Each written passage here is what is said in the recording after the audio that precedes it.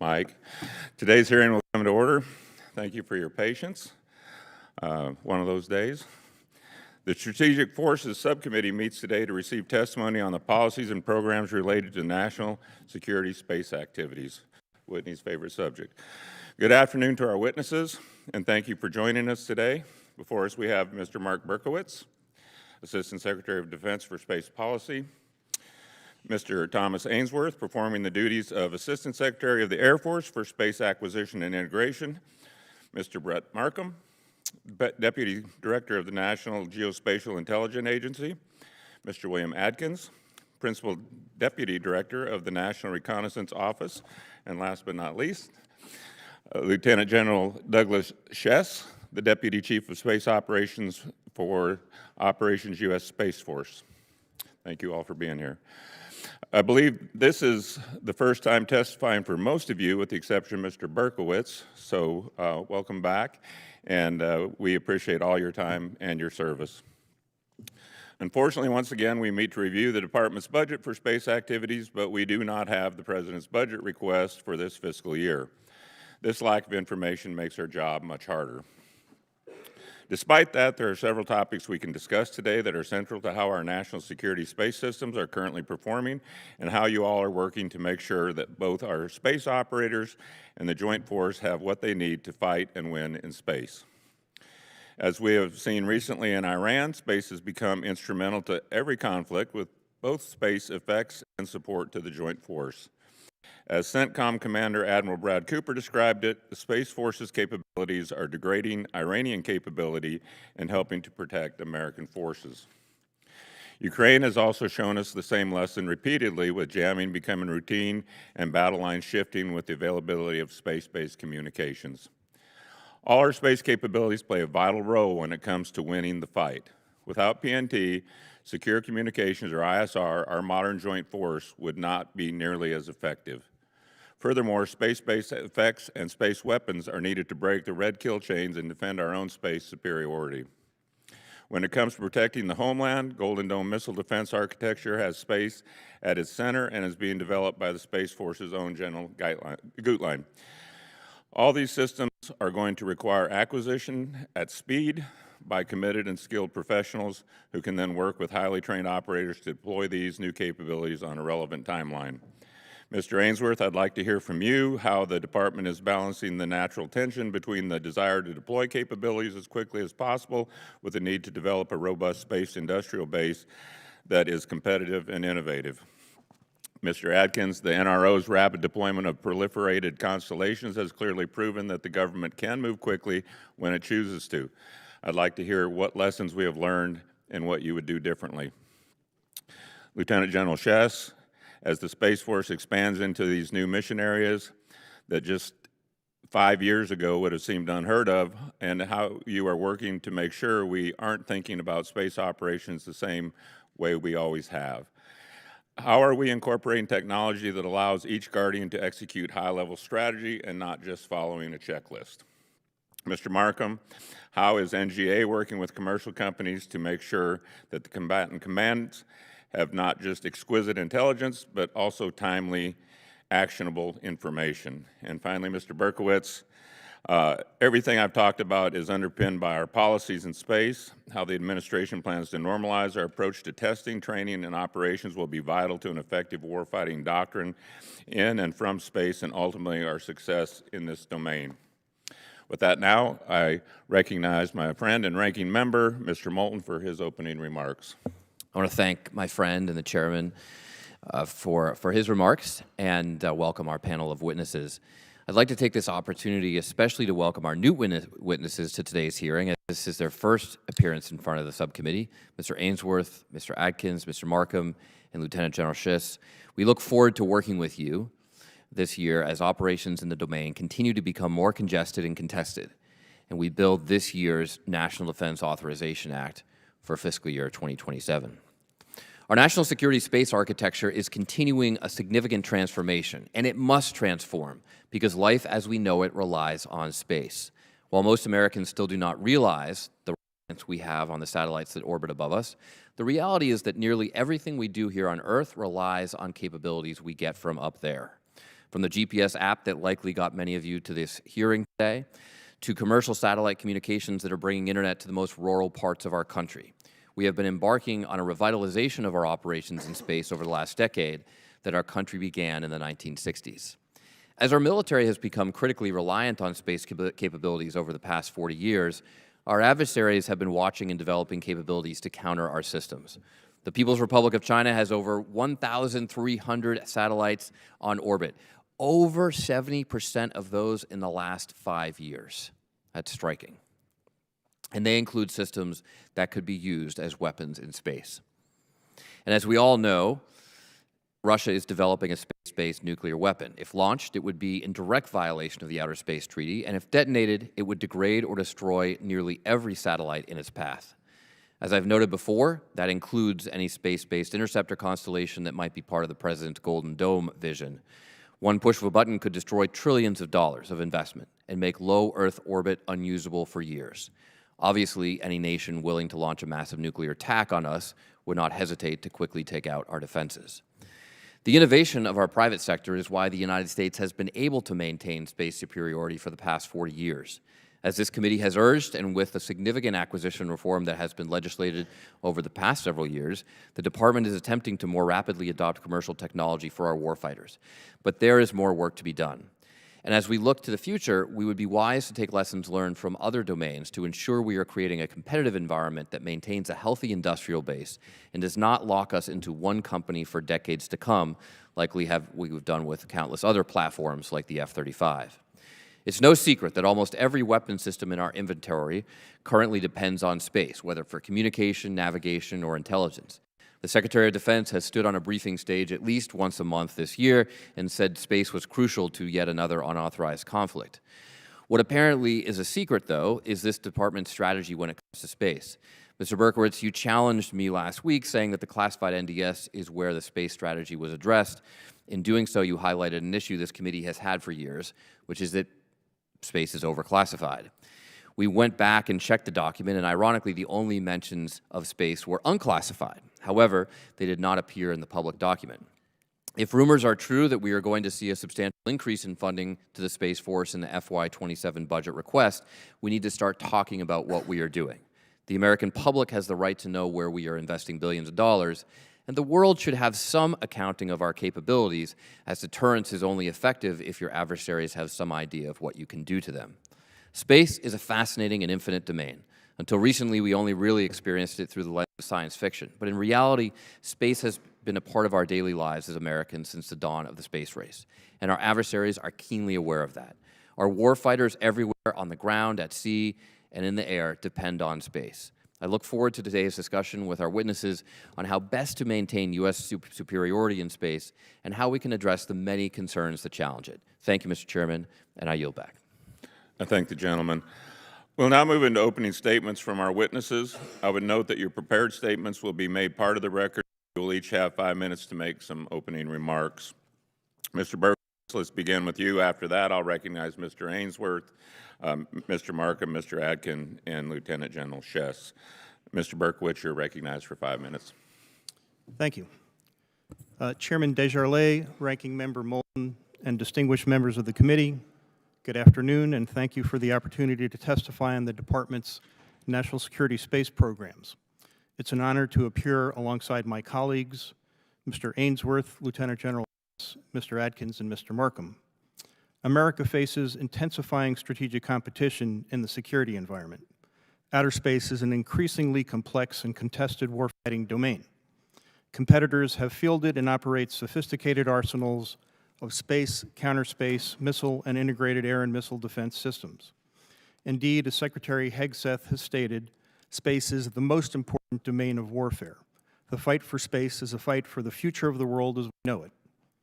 President Trump is restoring American strength to meet these challenges and secure peace. He issued an executive order which prioritizes the defense of U.S. vital interests to, in, and from space by ensuring America's space superiority. The President also issued an executive order to field and operate the Golden Dome for America, a comprehensive next-generation defense against the most catastrophic threat facing the United States. The Golden Dome will protect our homeland, citizens, critical infrastructure, and second strike capability. Space is central to U.S. strategy. Space assets ensure America has the world's most powerful, lethal, and advanced military to protect our interests, deter wars, and, if necessary, win them quickly and decisively.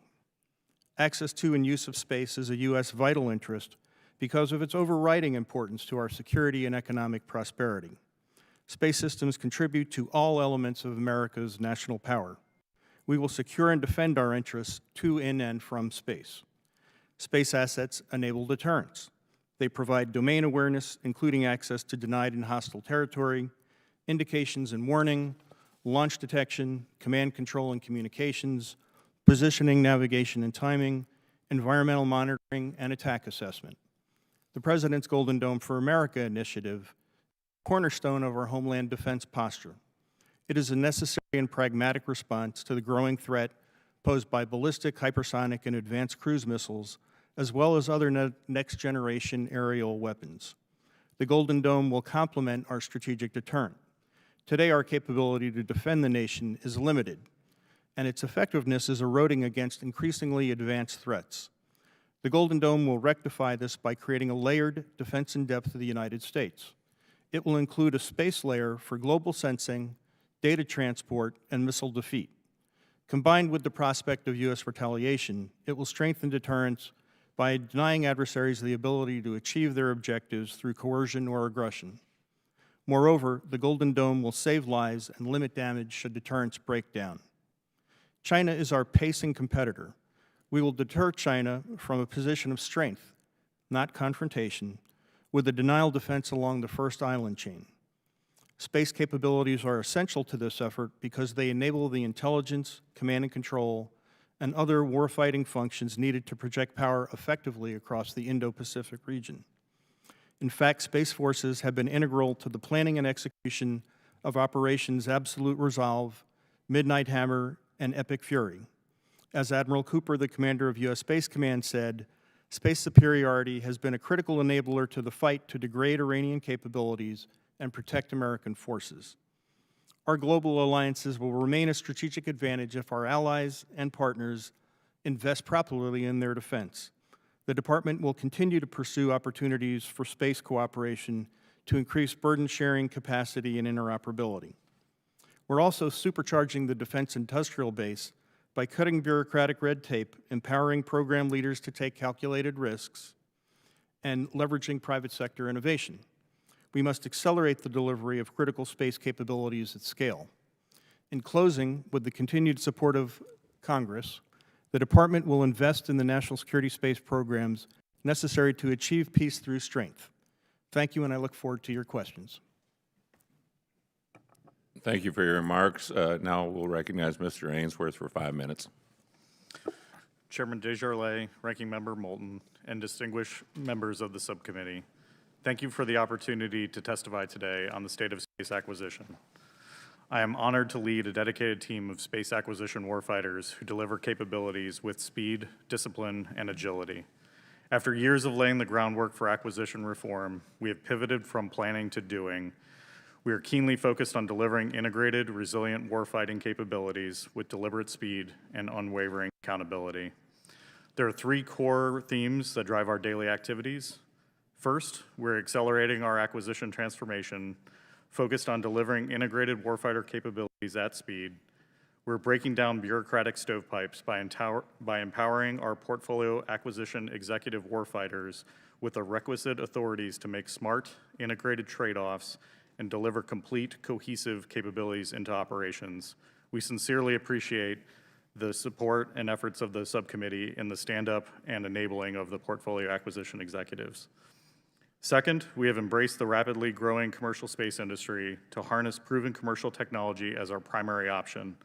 By opening the door to new partners and streamlining requirements, we leverage the speed and innovation that the private industry offers. This way, we not only become a better business partner, but we also ensure our guardians can quickly access cutting-edge technologies at the speed of relevance. And finally, the accountability is the bedrock principle for our acquisition warfighters. Speed without discipline is not a strategy. We must hold ourselves and our industrial partners responsible for delivering capabilities at speed, on cost, and on schedule. By executing the authorities that you have granted us, like the other transaction authorities or OTAs and software acquisition pathways, we have accelerated necessary programs. We are also reviewing and monitoring the entire acquisition portfolio to ensure that we're executing properly. This review has allowed us to place underperforming companies on notice and, when warranted, restructure or cancel programs that fail to meet expectations. The trust of the American taxpayer and the needs of the warfighter demand nothing less from us. We continue to seek out and build new technologies that solidify our preeminent global space superiority. With your continued partnership, we will deliver tangible results and ensure the United States remains the undisputed leader in space. Thank you, and I look forward to your questions. Mr. Markham, you're recognized. Good afternoon, Chairman Desjardins, Ranking Member Moulton, and distinguished members of the subcommittee. It is an honor to appear before you this afternoon along with my colleagues. The National Geospatial Intelligence Agency's mission is to provide world-class geospatial intelligence, or GEOINT. That involves the exploitation and analysis of imagery and geospatial information to describe, assess, and visually depict features and geographically referenced activities on or about the Earth and in space. As a combat support agency and member of the intelligence community, the GEOINT we produce provides warfighters, policymakers, first responders, allies, and partners with information that they require to make informed decisions across their mission space and to support national security objectives. Space-based systems play a critical role in supporting the U.S. national security strategy and serve as a key source for the data NGA utilizes to develop and produce GEOINT. That said, the space domain is becoming increasingly contested. Our adversaries are rapidly accelerating capabilities of electronic warfare systems, anti-satellite missiles, and directed energy weapons, systems intended to disrupt, degrade, and deny access in the space domain. GEOINT is increasingly essential in understanding these threats. By characterizing adversary ground-based operations, such as spacelift capabilities and command and control nodes, GEOINT provides insights into emerging threats and on-orbit activities. NGA is also focused on ensuring combatant commands and combatant commanders and the services receive the imagery, data, and analysis they need when they need it. We maintain embedded personnel at every combatant command and intelligence agency, and we work in lockstep with our mission partners such as the United States Space Force, United States Space Command, and the National Reconnaissance Office to carry out our mission. We also have made significant strides with our Combined Joint Mission Management Center, a collaborative center at NGA headquarters where NGA experts and our mission partners sit side by side to satisfy collection requirements and orchestrate a complex constellation of space-based GEOINT assets, including national and commercial systems. Finally, space-based data is increasingly vital to NGA's responsibility for maintaining the world magnetic model, which underpins the accuracy of navigational devices. Through our MagQuest challenge, NGA is pursuing new approaches to collecting magnetic data of the Earth, including through CubeSats scheduled for launch later this year that will provide high-quality geomagnetic data to inform our 2030 world magnetic model. The complexities of the world magnetic model serve as a reminder of the importance of NGA's critical mission and its support to our national security programs.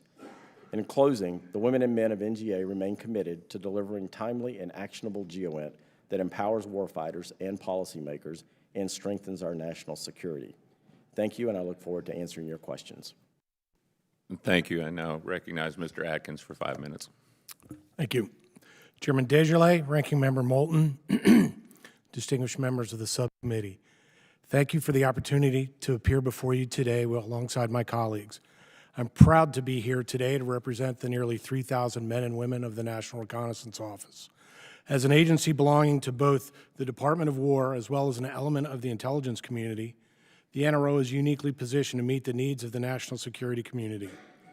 Data collected in space by NRO's overhead capabilities, primarily signals intelligence, imagery, and radar, underpins much of the intelligence community's reporting to national policymakers, intelligence analysts, and war fighters.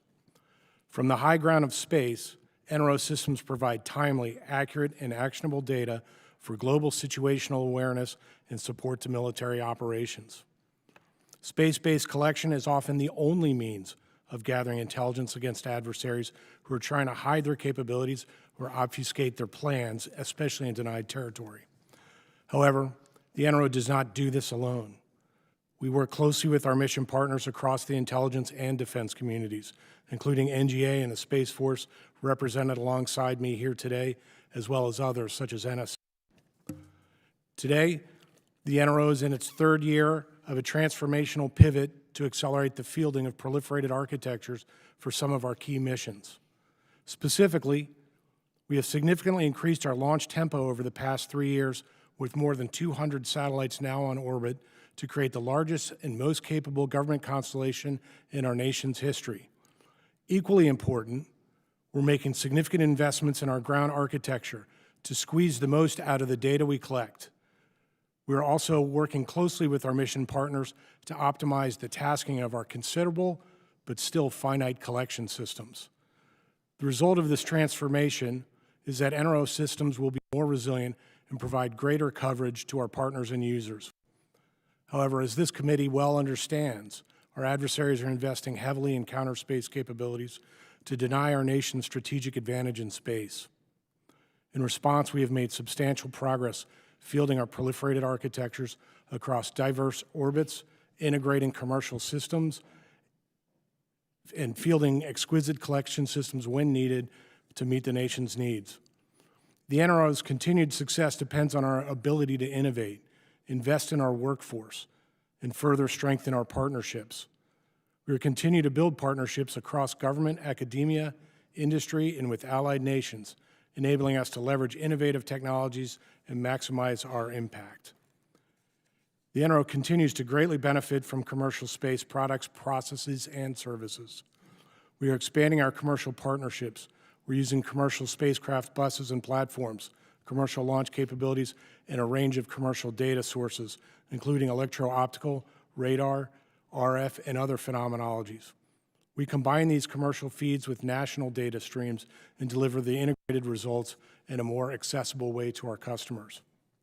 To maintain our technological advantage and ensure America remains the world's leader in space-based intelligence, surveillance, and reconnaissance, we must continue to invest in leading-edge research in areas such as photonics, quantum sensing, advanced materials, and artificial intelligence. Advances in these and other technologies will allow us to provide better information faster to users, especially war fighters downrange, allowing them to make critical decisions with the best information.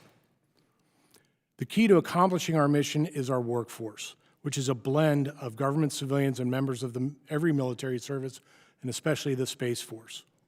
The NRO is a relatively small organization, but has an extraordinarily talented and dedicated team of professionals with deep technical competence in systems engineering, acquisition, operations, and program management, devoted to delivering on the mission every day, on orbit, on the ground, and everywhere in between. We take acquisition discipline and financial stewardship very seriously to ensure taxpayers' dollars are wisely spent. One of our program offices was recently awarded the David Packard Excellence in Acquisition Award by the Department of War, and I'm also pleased to report that the NRO earned its 17th consecutive clean financial statement audit for fiscal year 2025. In closing, with Congress's continued support, the NRO is well positioned to provide the systems and capabilities the nation needs for intelligence.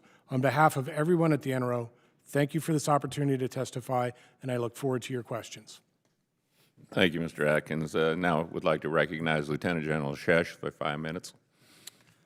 Chairman Desjardins, Ranking Member Moulton, distinguished members of the subcommittee, thank you for the opportunity to discuss the Space Force today.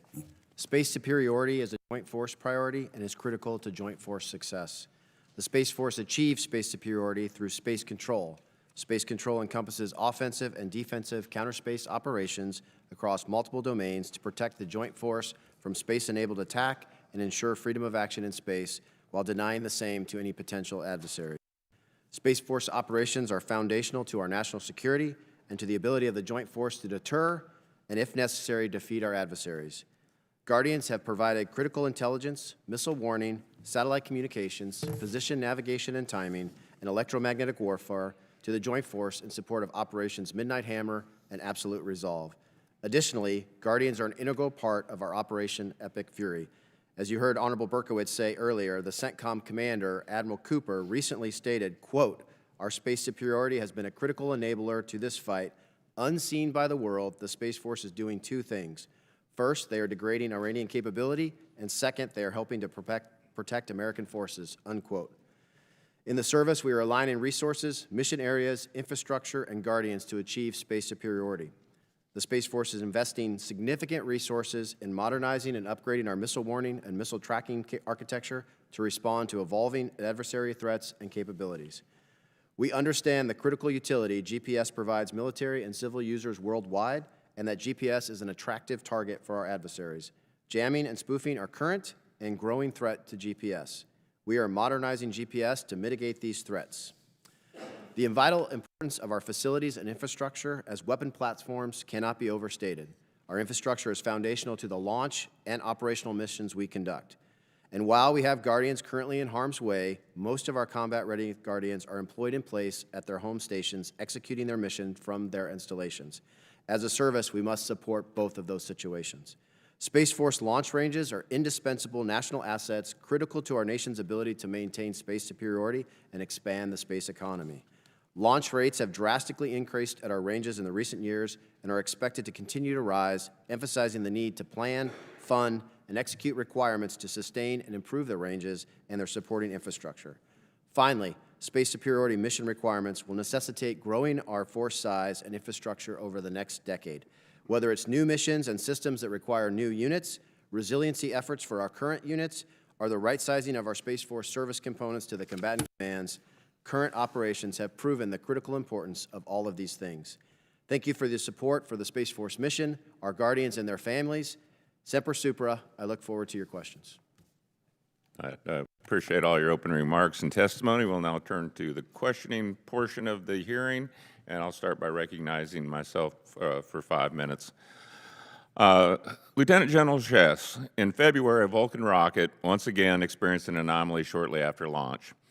One of the 4 solid rocket boosters experienced a rapid decrease in pressure and burned through another nozzle. Ultimately, the main engines compensated and the payload was successfully deployed. However, as a result, the Space Force has announced a pause for all future Vulcan launches until the root cause is determined. What is the operational impact of what will probably be at least a 6-month delay to any Vulcan launch? Chairman, thank you for the question. As you know, first off, we were very concerned about this, but we were very happy that the satellites were placed in the proper orbit and will be able to perform their missions. We are actively looking through what the impacts will be. As I think you've seen, we will be moving a GPS launch from the Vulcan to another provider. And then we are actively looking at several launches coming up to see what we can do can we extend the current satellites that are on orbit, and what we can do to maybe move other satellites to different providers. But the effect is several, including Next Generation GEO, Silent Barker, WGS, some NRO satellites, and some space domain awareness. But with my teammate, Mr. Tom Ainsworth, we are working through that, and we will come back to you when we have some more information on that. But we understand this, and we're actively working it. Okay, and thank you. And you may have answered Mr. Ainsworth's question, but I was going to ask what options are being considered by your office and the PAE to mitigate those operational impacts. Certainly, sir. Just to expand a little bit from Lieutenant General Chess, we are looking at different options as far as how we're handling this. I've given the action to all of the PEAs and PEOs to examine what launches we may be able to distribute, our rideshare options, what other options we have to continue to deliver the capabilities we need to deliver. Additionally, we've taken a very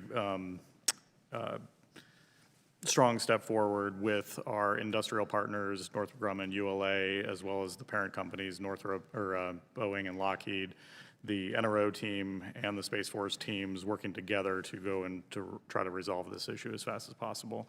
The investigation is still ongoing, but we are very focused on getting the fleet up and running.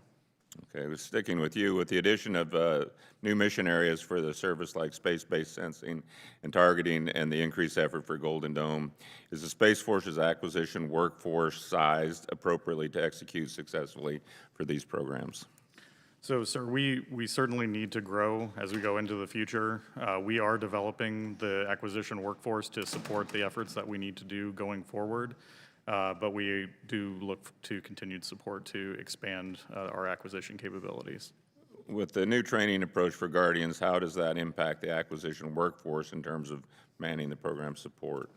So we're working very closely with the service to ensure that we get all of the appropriate training and we can grow the acquisition workforce the way we need to.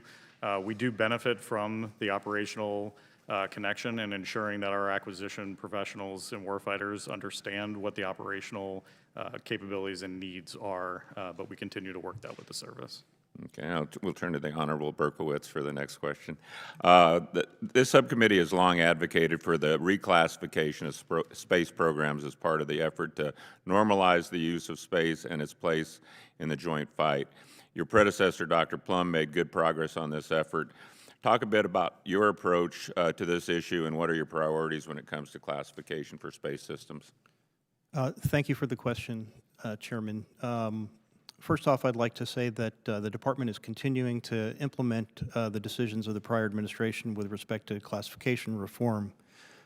Beyond that, I'd like to say first off that, or second off, that what we're really focused on is ensuring proper classification of our programs. In some cases, that means classifying them to protect intelligence sources and methods, to protect scientific and technological advances, to classify them properly to protect our forces, their capabilities and their operations.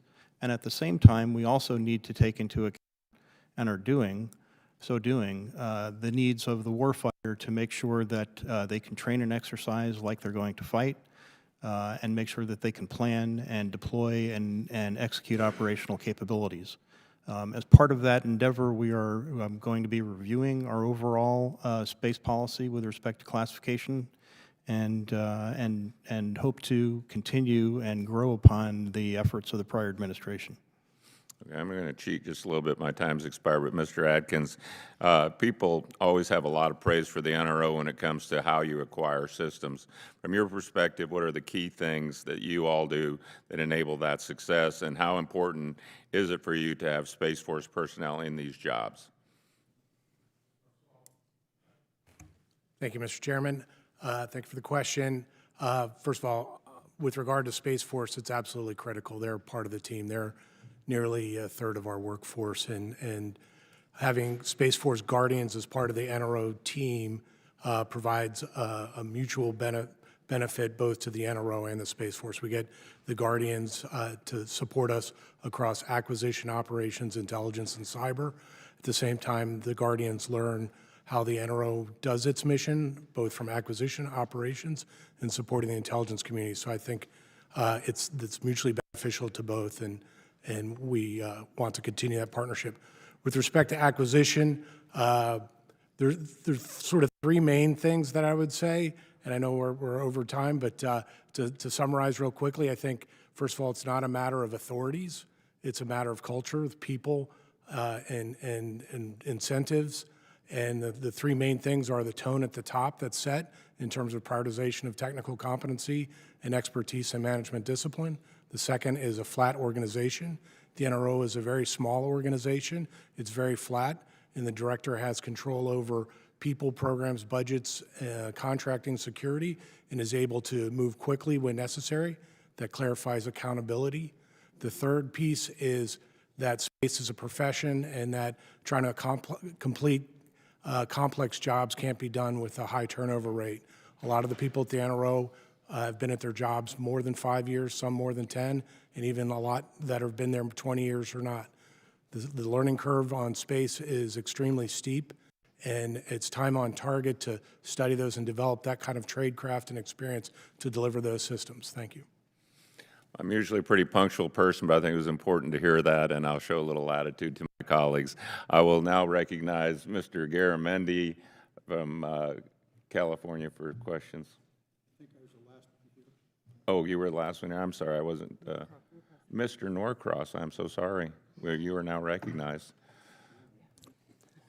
I'll call it the line of scrimmage, huh? Okay. Thank you for being here. Certainly a number of issues that I want to talk about. Unfortunately, some of those will be held for our classified meeting, but the one that I think I just want to expand on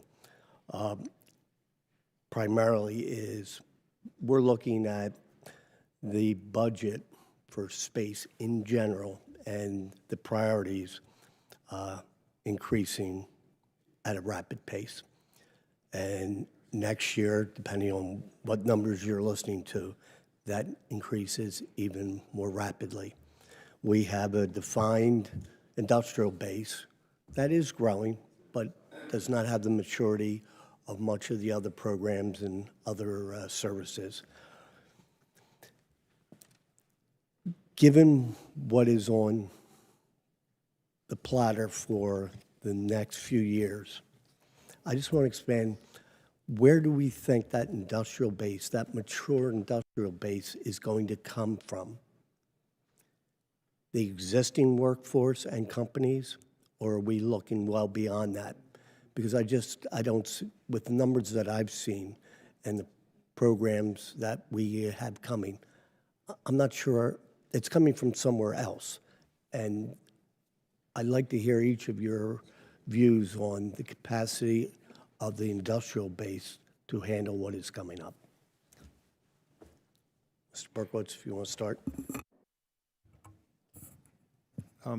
I'd propose to defer to my colleagues who are responsible for acquisition management and have a much deeper understanding of the industrial base, sir. Well, when policy comes, you have to have a view of the world. And I just want to give you the opportunity. If you don't want to answer, that's fine. What I'll say is I believe the industrial base is there to do what the demand signal is going to be, and in fact, it's grown dramatically because of the rapid expansion and vitality of our commercial space sector. And the department, as I mentioned, is really seeking to leverage the innovation, the know-how, and the technology developed by the private sector. So I'm very optimistic that the industrial base can meet the department's needs. Mr. Ainsworth. Thank you very much for the question. I would acknowledge that it is a challenge as we expand out, both on the acquisition side as well as within industry. That being said, I have to concur. We have seen rapid growth in the commercial space market. There are companies today that weren't around yesterday or even a few months ago. And so that continued growth and the continued investment, both within some of the traditional companies as well as new entrants to the market and private equity and others, have given us the ability to start to address the issues and the challenges that we have going forward. So I'm likewise optimistic that we will be able to address it, but it is a challenge that we'll have to work through as we go through. Just to expand a little bit, do you think our education system is graduating or moving on enough of the engineers and technicians that you believe we will need? Because again, you're not the only service that is growing. It's across the board. No, absolutely. I think that's another thing that with this growth, we're able to express that demand signal to students and to the academic community to help support us as we try to build our relationships with the academic community. I believe that's an opportunity to grow that as well. Again, there are limitations to this, but this is a challenge that we intend to take on and hope to deliver. Thank you. Sir, as the functional manager for GeoInt, NGA facilitates a requirements-driven process on behalf of the community and develops statements of capability that we work hand in glove with NRO from a national standpoint to articulate a requirement. They obviously work directly with the defense industrial base to develop capability that addresses those requirement sets, so we don't have a direct role in that, but we do certainly influence that. I would say from an analytic perspective, we do have concern about the population of experts in the geomatics fields that our universities are cranking out, and we have put some concerted effort into trying to get talent into our pipeline through internships and things of that nature to be able to exploit the exquisite capabilities that we're putting on space. Thank you for the question. I believe there's more money going into space generally now than ever before. No question. So that bodes well for the industrial base. And I think the government, on the government side, the national security side, we're competing more contracts than ever. And I think that also bodes well. But there are definitely areas where there's supply chain issues, particularly in down in second, third, fourth tier suppliers that we have to monitor and track in the supply chain. So I think the key thing that the government can do is to provide a stable demand signal. I think starts and stops on programs that causes the kind of churn that is actually highly corrosive to the industrial base. So I think stability in programs is critical. And I think the government has done a pretty good job of leveraging the commercial world, but could do better. But it's managing the industrial base is critically important. Thank you. And it all falls to you. Can you get it done? Because, and just to refresh sort of the focus is the increase, the volume that we're looking at across the board. You don't have the history of starting and stopping programs with some of our other services. So history has been kind to you in general. So I think they've had the demand signal. That's why the private sector has grown and certainly has helped us in the Vulcan. But overall capacity is just stunning, what we're talking about, that has to be produced and delivered.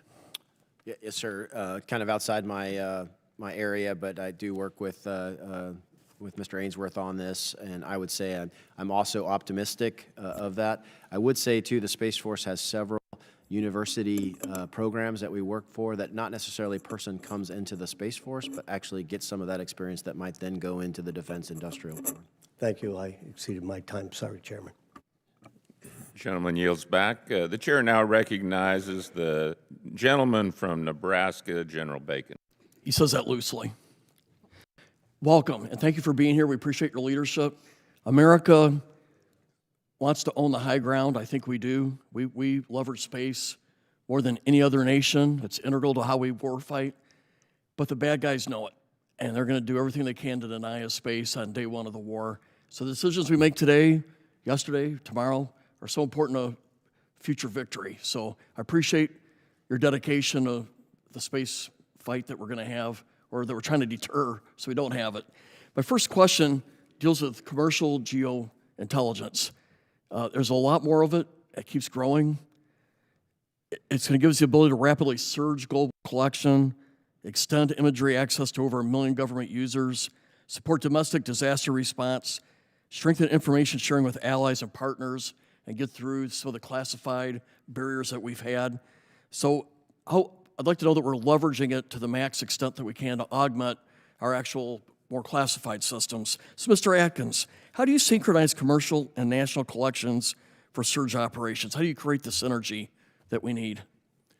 So in partnership with NGA, who's our functional manager for GeoInt, we look at the architecture as a whole and try to find the best athlete for our collection. So we try to integrate commercial into the tasking and management and data to combine commercial and the national technical means in a way that puts the best athlete against whatever the target is. As you clearly point out, commercial has the benefit of being, the shareable data with, is unclassified data that's shareable with allies and partners, and it helps increase and complement the coverage of our national systems, and that greater coverage allows more revisit time and better intelligence. So It's definitely a force multiplier. I was going to go to Mr. Markham next and just say, how are you validating and disseminating commercial imagery fast enough for edge users and allies and partners? Mr. Markham. Thank you for the question, sir. As Mr. Atkins mentioned, we have fully integrated commercial capability into our GeoInt architecture, not only commercial imagery, think pixels, but also commercial data products and services. We have a team that is laser focused on sussing out specific capabilities against stated requirements that we leverage directly through contract vehicles. We call them LUNO A and B, that are focused on things like maritime domain awareness, space domain awareness, and other high-interest areas that our combatant commands and some of our other partners across government are interested in. So, as pointed out, we do not look at it as a sensor-driven process. We look at it as a requirements-driven process and what sensors are best utilized to satisfy those requirements. We've also fully integrated the commercial into our analytic workflows from a geospatial intelligence perspective so that our analysts are leveraging national systems alongside commercial, as well as the proliferated architecture the Department of War is sponsoring and the foreign information that we are in receipt of. Thank so you. I think it's maturing at a rapid pace.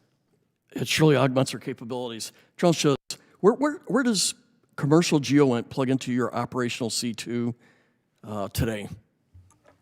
Representative Bacon, thanks for the question. We obviously work with our partners at NGA on that. I think you've heard of some of the programs that we're working through. And what we do is we have a great cooperation with them when a commander in the field needs products that maybe need to be on a different timeline, maybe need to be able to share those with allies and partners. We work with them to see if that product is already there at the right classification level. If not, then we're able to go out to the commercial companies and purchase that through the contracts that the NGA does, and then provide that to the commander for planning purposes. And so we have a great relationship, and we continue to work through that. Great, thank you. Got one question for Mr. Ainsworth. You know, the updated GPS ground segment, the Generation Operational Control System, or OCX, has been a troubled acquisition program for years. It began around 2010. It was supposed to be operational in 2011. I think it was delayed for about a decade, roughly. It went from a $3 billion estimate to a $7 billion cost, up 70%, and I think we're still struggling with it. Can you tell us what went wrong, or what are we learning from this? Please give us insight, what happened? Sir, I think it'll probably take a longer conversation to walk through a lot of the history. I think it's been problems in program management, problems with contractor performance, problems in system engineering, both on the government and on the contractor side over a number of years. It's a very stressing program. We are still considering how to ensure we move forward. The GPS capabilities that we get out of 3F and 3 and the rest of the constellation are critical to the nation going forward, and we will ensure that we have a ground system that works. Okay, I yield. Gentleman yields back. The chair now recognizes the gentleman from Missouri, Representative Bell. Thank you, Mr. Chairman and ranking member. To the witnesses, thank you for being here. I'm proud to represent St. Louis, home to one of the fastest growing geospatial technology ecosystems in the country. With deep expertise across academia, startups, and industry, our region plays a critical role in advancing our national security. St. Louis is home to roughly a quarter of the National Geospatial Intelligence Agency's workforce, and just this year, NGA opened its state-of-the-art new campus in North St. Louis.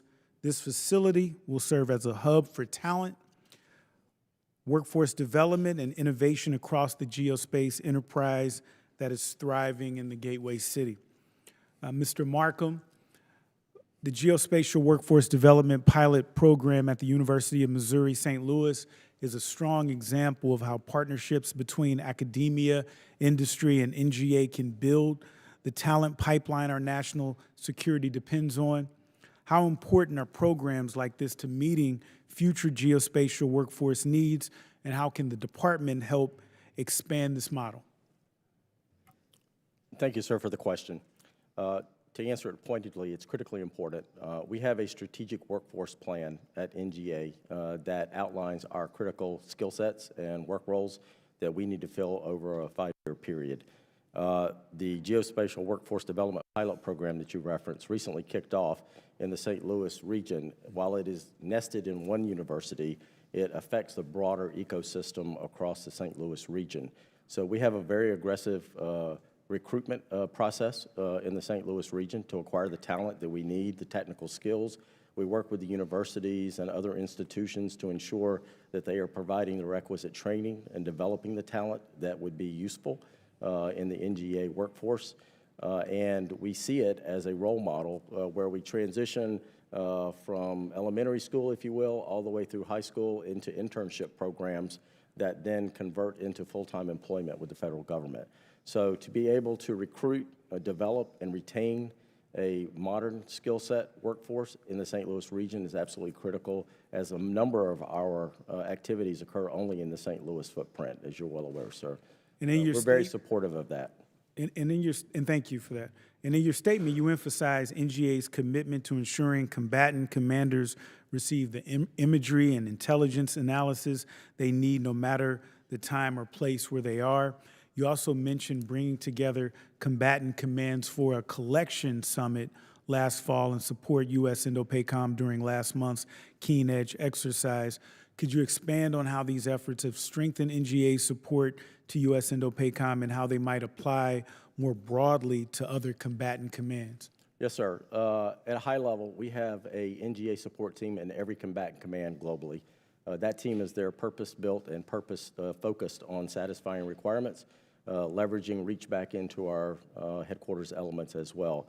With respect to the collection summit you referenced in last October, that was a proactive initiative to bring combatant command J2s and J3s, so the intelligence and the operators together across all combatant commands to have a very focused conversation on the collection requirements process to determine whether or not the collection requirements they had articulated are current and ready, and how we were going to get after resolving and satisfying those requirements. We then took a deeper dive into U.S. INDOPACOM specifically and participated in Keen Edge, which was an exercise whereby we embedded NGA professionals with subject matter expertise to run through the exercise process, if you will, to discover, if you will, what's working, what's not working from a collection requirement standpoint, and being able to make adjustments that affect real-world operations. Similarly, we have already engaged with U.S. UCOM, U.S. AFRICOM, U.S. CENTCOM, U.S. SOCOM, and we're on a path to touch all of the combatant commands to ensure that we have a process in place that is responsive to their needs. And one more question for you, Mr. Markham, and for Mr. Berkowitz, too. How can we better leverage NGA's capabilities to advance our national security? Are there specific areas where NGA's capabilities could be further utilized, and how can Congress help support these efforts? Sir, I would say I would boil that down into three distinct areas. The workforce acquisition, talent acquisition that we've already discussed. But in the mission space, it is critically important that we acquire, we integrate, and we adopt automation, artificial intelligence, and machine learning in very deliberate ways that cut across all of our mission areas to include our foundation mission, think maps and charts, as well as our analytic mission, which is both regional and functional on a wide range of global activity. The third bit, I would say, is focused on acquisition reform. At NGA, we're being proactive in the adoption of the PAE construct so that we are more agile in terms of acquiring new technology and then rapidly inserting that technology into our workforce in ways that we have not done in years past. Mr. Berkowitz. Mindful of the time, I'll just say that I concur with my colleague. I thought he did a very good job of articulating it. Good answer. I yield back. Gentleman yields back. The chair now recognizes the gentleman from Colorado, Representative Crank. Thank you, Mr. Chairman. General, from enabling missions such as Absolute Resolve and Operation Midnight Hammer to supporting ongoing operations today, the Space Force has become really the central, delivering global, has become central to delivering global awareness and decision advantage. Admiral Cooper said that our space superiority has been a critical enabler to Operation Epic Fury. How did space-based capabilities contribute to those operations, and what role Combat Forces Command playing? Representative Crank, thanks. Great to talk to you the other day. You bet. Appreciate the conversation. Combat Forces Command, which is in the city of Colorado Springs there at Peterson Space Force Base. Sir, they generate forces for our service components. And so they're the ones that make sure that the forces are either, they're gone through what we call a Space Force generation process. So that means that they are ready, that They've been trained, and then they're committed to whatever combatant command that they're doing that operation. A majority of those forces are committed to U.S. Space Command, but some of those forces are presented, in this case, to U.S. Central Command. And then we have service components that execute those operations. So Combat Forces Command is critical to how we do operations to our combatant commands. Specifically in asking, what we have done incredible, what we call missile warning capability. The folks that are there in the Colorado do an incredible job of making sure that they know that a missile's been launched, where it is going, and then be able to warn the soldiers, sailors, airmen, Marines, Guardians, and to make sure that they're safe. They've also provided satellite communications from folks there at Schriever doing communications, and then serve some electromagnetic warfare, and we could probably talk a little bit more about this in the closed session. Great, thank you. When we spoke last week, we talked about the infrastructure needs of the Space Force to continue the fight against Iran and the successful logistics chains that the Space Force has established to meet those needs. How's Space Force leveraging forward supply chains to sustain flight? Yes, sir. Thank you for the question. We have a great partnership with the Defense Logistics Agency, and we are working through how we get parts to those folks that are downrange doing the mission. And anytime that we're in a situation like this, there's a prioritization by the combatant commander doing that. So in this case, Admiral Cooper. And then we work through from a Space Force perspective of how we get the prioritization up for the capabilities. And as I think three of us now have mentioned Admiral Cooper's quote, you can see that that's a high priority to get that. But we are putting parts forward in other locations and then using them to get to the folks that need them. We're continuing to learn on that as we grow out our logistics capability in the United States Space Force. But the team has done a really good job making sure that the forces forward have exactly what they need to be able to get the mission done. And we've, despite the continued investments in data platforms across the department, we're still seeing challenges in sharing operational data across services and combatant commands. The Department of the Air Force's unified data libraries demonstrated success in aggregating and operationalizing space domain awareness data at scale. How has the Space Force utilized the UDL, and what benefits have you seen as it's come online? Yes, sir. Thank you for the question. The UDL is a great technology that we can put information, specifically space domain awareness information at different classification levels, and then it allows, if you are cleared to that classification level, to go in there and get that information. It's allowed us to put it to the lowest level to be able to get the information all the way up to the highest levels as well. It also because of the different classification, allows us to work with our mission partners and also our allies and partners to be able to provide that information. So it's doing great. We need to continue to work on that as we continue to bring on more sensors for space domain awareness, but it is working really well. And Mr. Adkins, I was encouraged to read in your testimony that you said, quote, "The NRO continues to greatly benefit from commercial space sector advances in products, processes, and services." Unquote, including electro-optical data. This is especially helpful considering the NRO's efforts to cut commercial imagery funding last cycle with little regard for the downstream effects.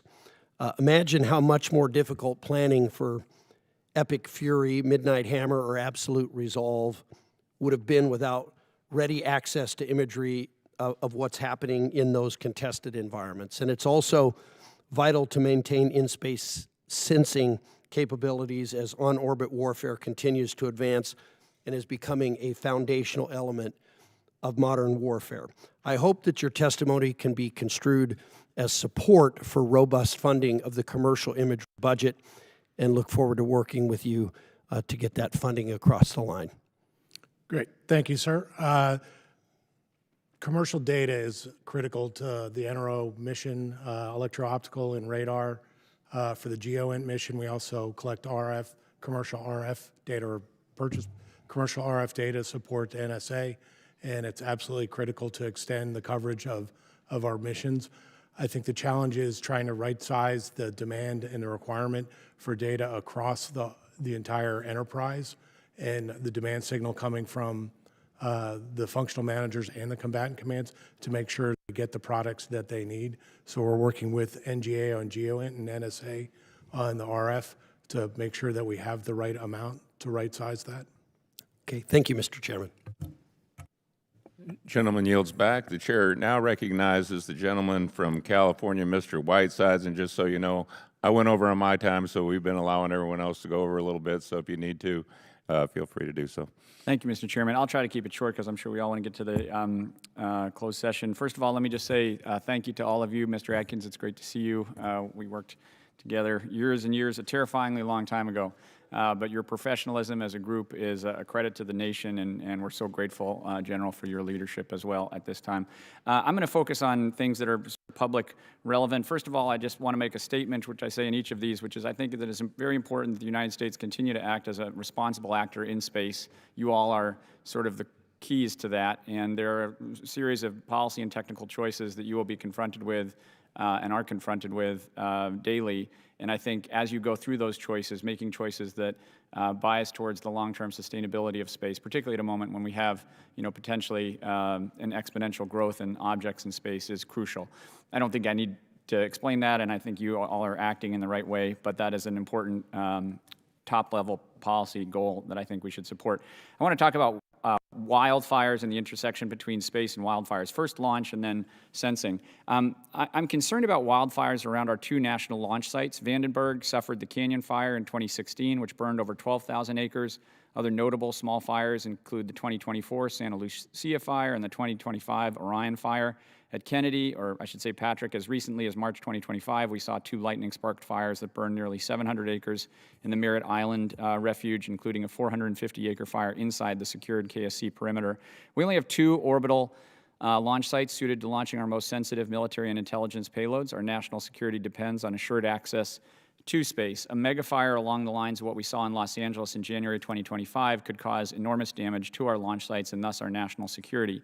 Developing solutions to this challenge are a small cost compared to the challenge of not being able to access space during a conflict with a peer competitor, and would also offer tremendous benefit to the security of Americans across the West and the Southeast.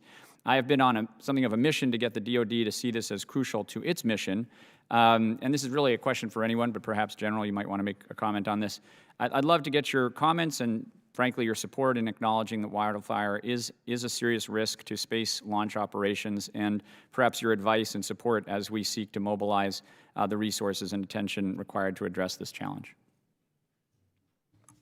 Representative, good to see you again. Thank you for the question. Having been at both locations several times in my career, we do understand the threat from wildfires at both of our launch, and we take that very seriously. Both locations have firefighters made up of civilians, contractors, and military members that do that for us. We also have great relationships with the local communities to do that, and we also have environmental folks on the teams that look at prescribed burns and different things to make sure that we are as safe as possible to do that. But both of those Delta commanders that are responsible for both of those launch bases think about that on a regular basis, and as winds get up, as temperature gets up, they make sure that they are doing everything they can to keep those two launch bases safe. Thank you for that. I think one thing that I think would be interesting is if we can take technologies from other parts of DoD to apply to the wildfire problem. The DoD may be a leader in addressing that challenge in a way that the civilians have trouble with.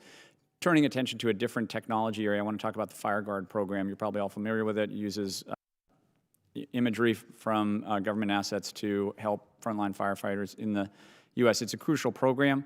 Would love to get your sense of its importance. It's very important to my constituents, and if any of you'd like to comment on that, I'd love to hear your thoughts. Sir, thank you for the question. At NGA, we have a long history of support to humanitarian assistance, disaster response. That includes servicing wildfire problem set, I'll call it, typically on the West Coast, as you point out. We have been great partners with FEMA when it comes to a mission assignment for a formal designation. We've also worked very closely with the National Interagency Fire Center, NIFC, that is a recipient of activity that then they work with the states and local elements to be able to scope fires and target, I'll say, response efforts in a responsible and meaningful way. Right now, they are still receiving that information, and it is still, to my knowledge, being applied effectively in addressing fires as they're breaking out on the West Coast in particular, but more broadly as needed. Yeah, that program is crucial. My understanding is that it detected the Palisades fire in Southern California, which, as you probably know, burned down thousands of homes about 15 minutes before any other source. And so I just emphasize that that's a crucial program for my constituents. I'll save the rest of my questions for the classified session. Thank you, and I yield back. Gentleman yields back. Chair now recognizes the Ranking Member Moulton for his questions. Thank you very much. Thank you very much, Mr. Chairman. Over the past several years, whether it's in Ukraine or the Middle East, we've seen the incredible proliferation of commercially available satellite imagery. And it's pretty remarkable what's available. Of course, we want to make this more available at the tactical level to our troops. There are certainly advantages to just the general transparency that it offers. But we've also seen, particularly with Iran, how it can be a real problem, and that all this imagery that used to be classified is now publicly available and can be used against us, allowing our adversaries to tell where our troops are, for example. So what are the kind of safeguards that we should be put in place, and what are you doing between the DoD and the intelligence community to work with these providers, many of whom have contracts with the U.S. government, to make sure we have better control over this? I'll start off. So as we were discussing earlier, commercial data is absolutely critical to the NRO, to the GEOINT mission, to NSA, and we have a strong partnership with our commercial providers. Their CEOs meet with our leadership quarterly. We have an ongoing dialogue. It's a very strong partnership, and I think our commercial providers understand the power of their data, as you point out. They understand the grave consequences and potential implications. So when but if they did, we wouldn't have had these incidents where they've disclosed things that I think there's general agreement in the national security community we didn't want disclosed.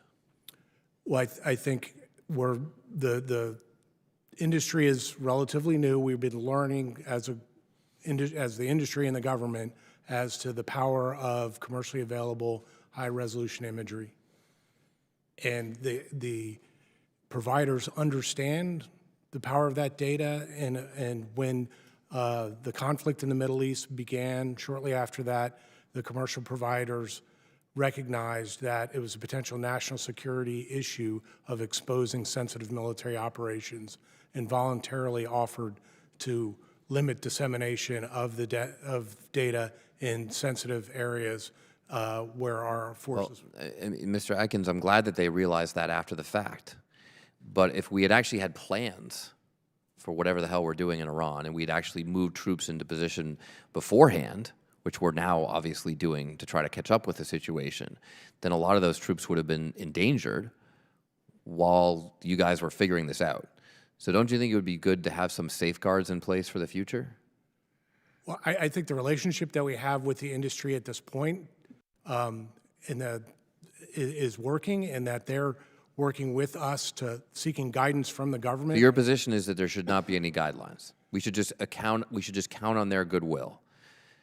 Because I think you got to be able to. I think you got to be able to go to a Marine platoon commander on the ground and say, "Don't worry, we've got your back. We're just counting on these for-profit companies and their goodwill," even though they're learning on the job, as you just said. I don't think that's good enough as a former Marine lieutenant. Well, sir, we're working with the industry to provide them the guidelines on what areas are sensitive to allow them to limit the. Well, let me just say we would dissemination of like that to data. see those guidelines. We'd like to make sure that everybody has them available, because right now you're just counting on goodwill to protect our troops. And I don't think that's a very good force protection plan. Mr. Markham, the work of the NGA has been in the spotlight recently because of the attack on the girls' school in Iran. Do you have any idea what went wrong? Sir, thank you for the question. We are aware that there is an ongoing and open investigation being conducted by United States Central Command, and as a combat support agency, we are fully supporting, consistent with the Department of War's guidance in that regard. That's great. I asked you, do you have any idea what's going on? Sir, I cannot comment on an active and ongoing investigation. When do you think you will be able to comment? Sir, we will wait for the results of the investigation. Do you have any idea what the timeline for that investigation is? I do not, sir. I would have to refer you to the Department of War. Well, I would just say that we ought to find out what went wrong. And I think it's easy for people to will write this off because they're our adversaries' kids. But they're little girls. Do you have sons or daughters? Both. If my daughters were killed in an airstrike, no matter by whom, I'd certainly want a better answer than that, and I'd want it soon. I think that our allies need to be able to trust that we know what we're doing. And frankly, our adversaries ought to be able to trust that we know we're actually going to hit their targets and not miss, like we clearly did here with tragic results. Thank you, Mr. Chairman. I yield back. Gentleman yields back, and Lieutenant General Shesh, you get a bonus question. This committee established the Moving Target Indication Working Group to, in part, to develop the processes and procedures for tasking, collection, processing, and exploitation and dissemination of the data collected by moving target indication systems. You are the co-chair of the working group along with the J8. How is this process going from the DoD perspective? Chairman, thank you for the bonus question. I appreciate that. But it is going really well. I got into my new position in November, and the new J8, Lieutenant General Steve Whitney, got into his position around the same time. We have met several times with the full group, and we meet monthly, but just the two of us with our teams, and it continues to go well. We're working with all of our partners at NGA, NRO, and across the Department of War, and we continue. We know that we owe a response or a update to the committees, and we're working through to bring that either in a briefing or on a paper, but the team's working really well together. Very good. And Mr. Markman, I didn't mean to skip over you during my questions, and so I'll just, from your perspective at NGA, how has this process gone?